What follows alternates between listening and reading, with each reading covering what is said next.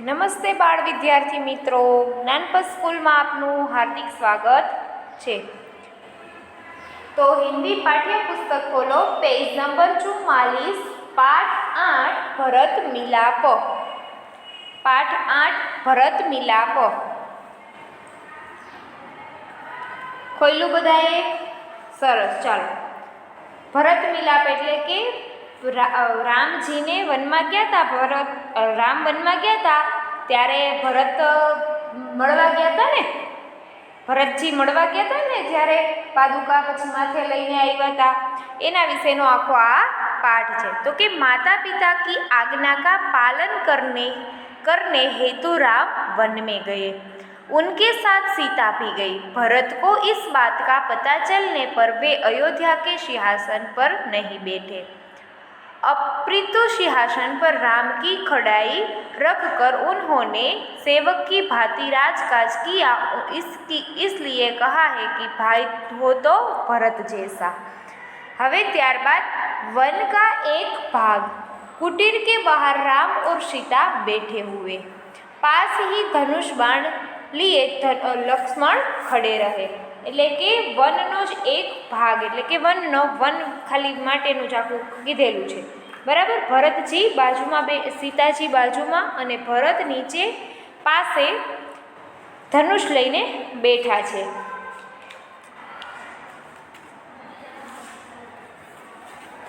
ત્યારબાદ દ્રશ્ય નંબર 1 એટલે કે ચિત્ર પહેલું, राम भाई लक्ष्मण जरा देखो तो यह आवाज कैसे कहाँ से आ रही है।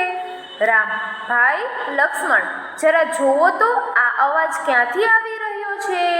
लक्ष्मण इधर उधर देखकर, प्रभु सामने से कुछ लोग आते हुए दिखाई दे रहे हैं। लक्ष्मण આમ તેમ જોઈને, પ્રભુ સામેથી કેટલાક લોકો આવતા દેખાય છે। રામ કોણ લોગ હે જરા ધ્યાન સે દેખો, એટલે રામ કહે છે કોણ લોકો છે જરા ધ્યાનથી જુઓ। ત્યારબાદ લક્ષ્મણ ध्यान से देख कर, अरे यह तो भरत है, साथ ही बहुत से लोग, हमें सावधान हो जाना चाहिए। शायद वे लोग लड़ने के लिए आ रहे हैं। એટલે ભરતજી કહે છે ધ્યાનથી જોઈને, અરે આ તો ભરત છે, સાથે ઘણા બધા લોકો છે, તો આપણે સાવધાન થઈ જવું જોઈએ, સાવધ થઈ જવું જોઈએ, એમ સાવધાન થઈ જવું જોઈએ, કદાચ એ લોકો લડવા આવી જ રહ્યા છે। राम हसीने, भाई लक्ष्मण, भाई हंसते हुए, भाई लक्ष्मण तुम तो बिना बात शक करने लगते हो, इतने वर्ष साथ रहकर भी भरत को नहीं पहचाना। એટલે કે રામ હસીને બોલ્યા, ભાઈ લક્ષ્મણ તું કારણ વગર શંકા કરવા લાગે છે, આટલા વર્ષ સાથે રહીને પણ તું ભરતને ન ઓળખ્યો। लक्ष्मण उत्तेजित होकर, पहचाना क्यों नहीं, उसी माँ का बेटा है जिसने वनवास दिलाया। लक्ष्मण गुस्सो થઈને, ઓળખ્યો કેમ નહીં, એ જ માનો દીકરો છે જેને વનવાસ આપ્યો છે। એટલે કે ભરતની માં કઈ જ વનવાસ આપ્યો તો ને રામને, એટલા માટે કહે છે લક્ષ્મણ। सीता इसमें बेचारे भरत का क्या दोष, એટલે સીતા કહે છે એમાં બિચારા ભરતનો શું વાંક કે। लक्ष्मण लीजिए सब लोग उधर ही आ रहे हैं, એટલે કે લક્ષ્મણ લો બધા લોકો અહીં જ આવી રહ્યા છે। ત્યારબાદ હવે બાજુનું પેજ નંબર ઉપર જોવો, दृश्य 2, भरत दौड़ते हुए कुटीर के निकल आते हैं। એટલે કે ભરત દોડતા દોડતા કુટીરની નિકટ એટલે કે નજીક, ઝૂંપડીની નજીક આવે છે। उनकी आँखों में आंसू बह रहे, એટલે કે તેમની આંખોમાં આંસુ વહી રહ્યા છે। वे राम के चरणों में पड़ते, એટલે કે તે રામના પગમાં પડે છે। राम भरत को उठाकर गले लगाते, એટલે કે રામ ભરતને ઊભા કરીને ભેટે એટલે ગળે લગાડે છે। भरत रोते हुए, मुझे क्षमा कीजिए प्रभु, એટલે કે રામ ભાઈ ભરત રડતા રડતા, મને માફ કરો પ્રભુ, आपको वनवास दिलाने में मेरा कोई हाथ नहीं है, એટલે કે તમને વનવાસ આપવામાં મારો કોઈ હાથ નથી। आप मुझसे बड़े हैं, એટલે કે તમે મારાથી મોટા છો। मैं आपको लेने आया हूँ એટલે કે હું તમને લેવા આવ્યો છું। आप सब अयोध्या चलिए એટલે કે તમે બધા મારી સાથે अयोध्या ચાલો। इस नगरवासियों की भी यही इच्छा है એટલે કે આ બધા નગરવાસીઓની પણ એ જ ઈચ્છા છે। નિરાશ ન કીજીએ પ્રભુ એટલે કે નિરાશ ન કરો પ્રભુ, નિરાશ એટલે કે ઉદાસ અમને ન કરો। જો ભરત મિલાપ બતાવે છે, ભરત અને રામ બે એકબીજાને ગળે મળે છે, સામે સીતા અને લક્ષ્મણ ઊભા છે, દેખાણા પાછળ राम। भाई भरत मैं तुम्हारा प्रेम देखकर प्रसन्न हूँ એટલે કે રામ ભરતને કહે છે કે હું તમારો પ્રેમ જોઈને પ્રસન્ન થયો છું। किंतु मैं माता की आज्ञा का पालन करने हेतु वन में आया हूँ એટલે કે પરંતુ હું માતાની આજ્ઞાનું પાલન કરવા માટે હું વનમાં આવ્યો છું। वनवास पूरा करते ही लौट आऊँगा એટલે કે વનવાસ પૂરો કરીને જ હું પાછો આવી જઈશ। ત્યારબાદ એક નાગરિક એટલે કે એક લોકો એમાંથી જે આવ્યા હતા ને એના ભેગા એ બોલે છે વચ્ચે, नहीं प्रभु आपको हमारे साथ चलना ही होगा। तो કે એક નગરજન બોલે છે, ના પ્રભુ તમારે અમારી સાથે આવવું જ જોશે, આવવું જ પડશે અથવા જોશે। आपको बिना प्रजा दुखी हुए એટલે કે તમારા વગર પ્રજા દુખી છે।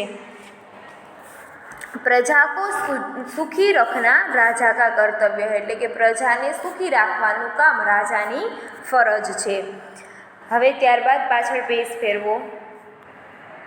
राम नगरजनों इस समय माता पिता की आज्ञा का पालन करना मेरा सबसे बड़ा कर्तव्य है એટલે કે નગરજનોને કહે છે અત્યારે મારે માતા પિતાની આજ્ઞાનું પાલન કરવું એ મારી સૌથી મોટી ફરજ છે। भरत मेरा भाई है એટલે કે ભરત મારો ભાઈ છે। जब तक मैं वनवास पूरा करके न लौटूँ तब तक भरत आप सबको सुख दुख का ध्यान रखेगा એટલે જ્યાં સુધી હું વનવાસથી પાછો ન આવું ત્યાં સુધી ભરત તમારા બધાના સુખ દુઃખનું ધ્યાન રાખશે। आप उसे राजा मानो यह मेरा आदेश है તમે એને રાજા માનો અને એ જ મારો આદેશ છે। भरत कुछ सोच कर એટલે કે કંઈક વિચારીને, अच्छा प्रभु जैसी आपकी आज्ञा पर मेरी एक विनती है उसे स्वीकार करो એટલે કે પ્રભુ જેવી તમારી આજ્ઞા પરંતુ મારી પણ એક વિનંતી છે તેનો સ્વીકાર તમે કરો। राम बोलो क्या चाहिए? तो કે બોલો શું ઈચ્છો છો તમે? જો અહીંયા ભરત બેઠા છે અને પૂછે છે ને એવું બધું, પાછળ નગરજનો પણ છે, બાજુના પેજ ઉપર જુઓ। ભરત मुझे आप अपने पाँव की खड़ाई दे दे એટલે કે ભરત મને તમે તમારા પગની ચાખડી અથવા પાદુકા ગમે તે કહી શકો, ચાખડીઓ આપી દો। રામ ખડાવું ક્યાં કરોગે એટલે કે તું ચાખડીઓનું શું કરીશ એમ? ભરત ચાખડીઓ એટલે જો પગમાં પહેરવાની પાદુકા, જો એના હાથમાં છે, ભરતના હાથમાં એ।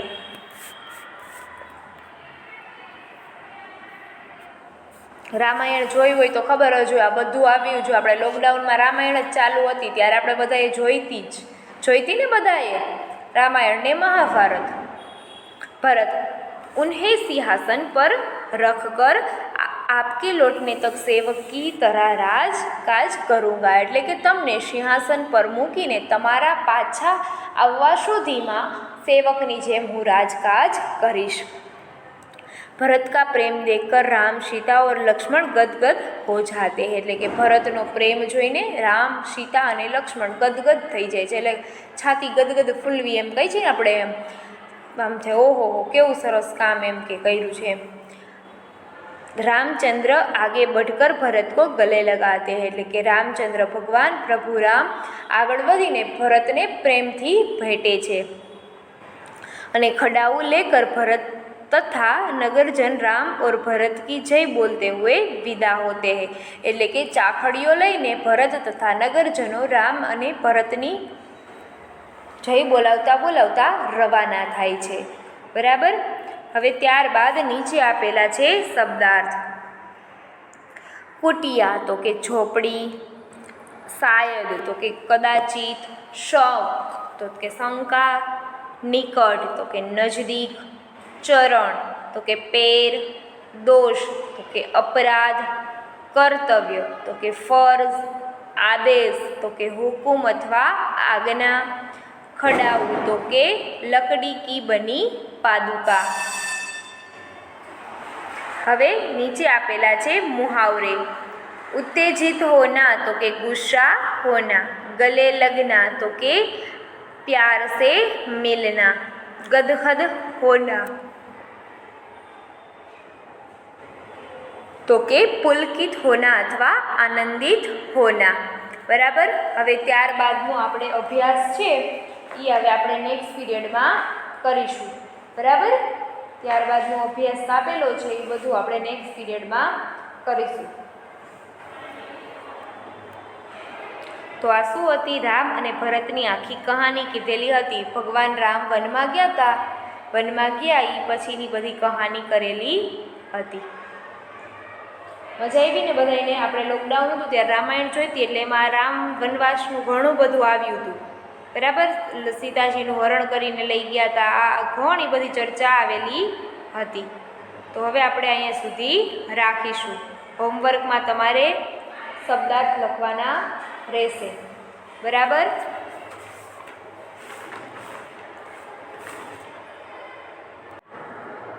હોમવર્કમાં શબ્દાર્થ અને મુહાવરા બે વાર લખવાનું છે. અસ્તુ, જય હિન્દ, વંદે માતરમ.